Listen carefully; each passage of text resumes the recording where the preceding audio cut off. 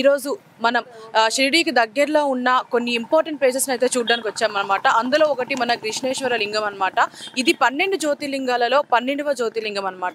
So first మనం ఏంటి అంటే మనం ఎక్కడైతే స్టార్ట్ అయ్యాం షిరిడీలో ఎస్విఆర్ సాయి సామ్రాట్ అలాగే ఎస్విఆర్ సాయి ప్యారడైజ్ హోటల్ దగ్గర మనం ఫ్రెష్ అయ్యి అక్కడే ఒక రుచికరమైన బ్రేక్ఫాస్ట్ని అయితే చేసేసి అక్కడ నుంచి మనం ఒక ట్రావెల్స్ ద్వారా వచ్చామన్నమాట. అది కూడా వాళ్ళనే మనకి ఫ్రెండ్లీ బడ్జెట్లో తక్కువ డబ్బులతోనే మనకు ఒక ట్రావెల్స్ని అయితే బుక్ చేసి మనకి రిటర్న్ కూడా వాళ్ళే తీసుకొస్తారు. సో అక్కడ నుంచి మనం మార్నింగ్ స్టార్ట్ అయ్యాము. అక్కడ నుంచి సుమారు ఒక 91 కిలోమీటర్లు ఉంటుంది. మనకి సుమారు ఒక రెండు గంటల పైన పడుతుంది ఇక్కడికి రావడానికి. సో మనం ఇప్పుడు ఔరంగాబాద్ దగ్గర ఉన్న కృష్ణేశ్వర టెంపుల్కి వచ్చాము. మరి ప్రెసెంట్ అయితే మనం ద్వారం దగ్గర ఉన్నాం ఎంట్రన్స్లో. సో మనం లోపలికి వెళ్ళి దీనికి సంబంధించి స్థల పురాణం పూజలు ఎలాంటివి చేస్తారు అనేది లోపలికి వెళ్ళి మాట్లాడుకుందాం పదండి.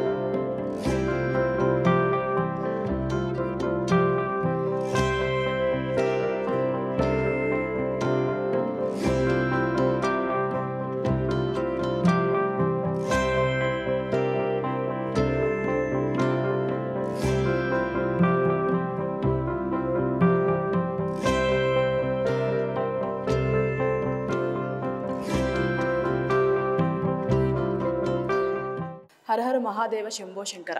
ఇప్పుడే మన కృష్ణేశ్వరి ఆలయంకి వెళ్ళి స్వామివారి దర్శనం చేసుకొని వచ్చాను. చాలా అద్భుతంగా ఉన్నారు స్వామివారు కానీ అక్కడ ఆర్కిటెక్చర్ కానీ చాలా అందంగా ఉందని చెప్పొచ్చు. అప్పట్లో అంత మంచి ఆర్కిటెక్చర్ చేశారంటే నిజంగా అది చాలా గొప్పతనం అని చెప్పాలి.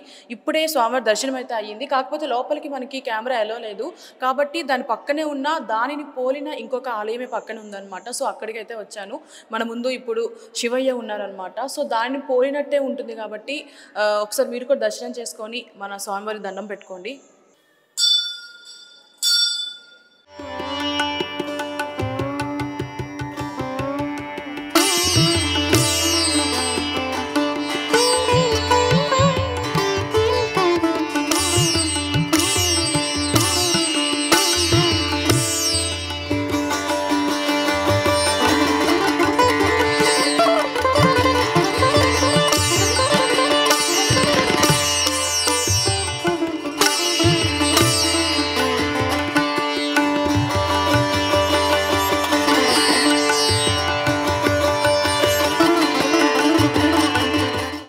ముఖ్యంగా మన కృష్ణేశ్వర స్వామి స్థల పురాణం విషయానికి వస్తే ఒకప్పుడు ఈ ప్రదేశాన్ని మనం దేవగిరి దుర్గం అని పిలిచేవారనమాట. అయితే ఇక్కడ అప్పట్లో బ్రాహ్మణుడైన సుధర్ముడు ఉండేవాళ్ళు, అతని భార్య అయిన సుదేహతో కలిసి.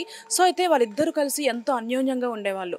అయితే వాళ్ళు నిత్యం కూడా శివారాధన చేస్తూ అసలు శివ పూజ లేనిదే ఆ రోజు గంగని కూడా పచ్చి గంగను కూడా ముట్టేవాళ్ళు కాదనమాట. సో అంతగా దేవుణ్ణి ఆరాధిస్తూ పూజిస్తూ ఉండేవాళ్ళు. అయితే అప్పట్లో వాళ్ళు చాలా అన్యోన్యంగా ఉండేవాళ్ళు కానీ వాళ్ళకైతే సంతానం లేదనమాట.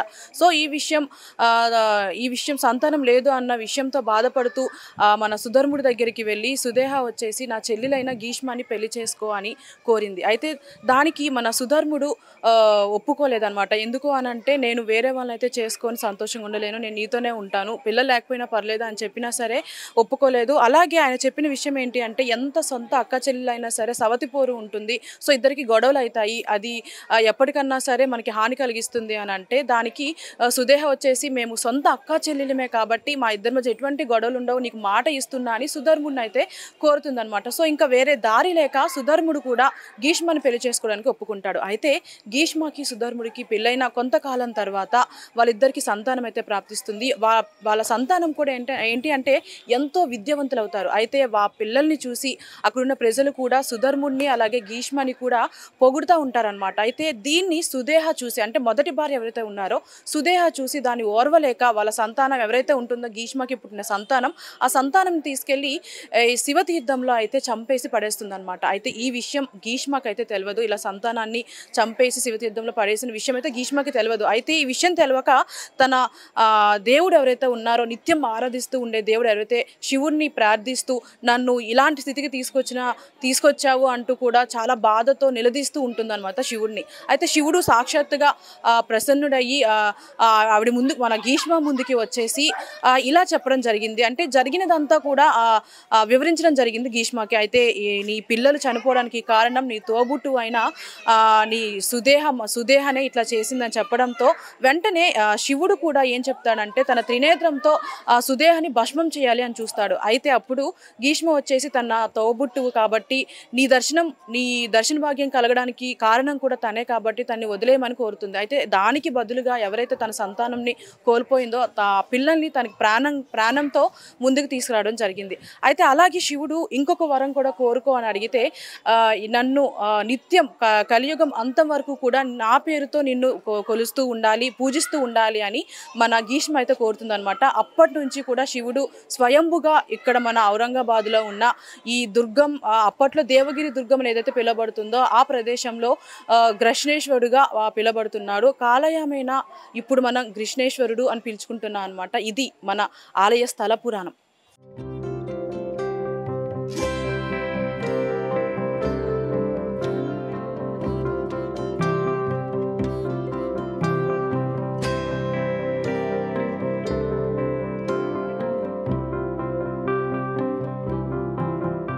సో ఇక్కడతో మన కృష్ణేశ్వర స్వామి జ్యోతిర్లింగ దర్శనం అయితే పూర్తయిందని చెప్పొచ్చు. మరి ఇక్కడి నుంచే మనకి 3 కిలోమీటర్ల దూరంలో మనకి ఎల్లోరా కేవ్స్ కూడా ఉన్నాయన్నమాట.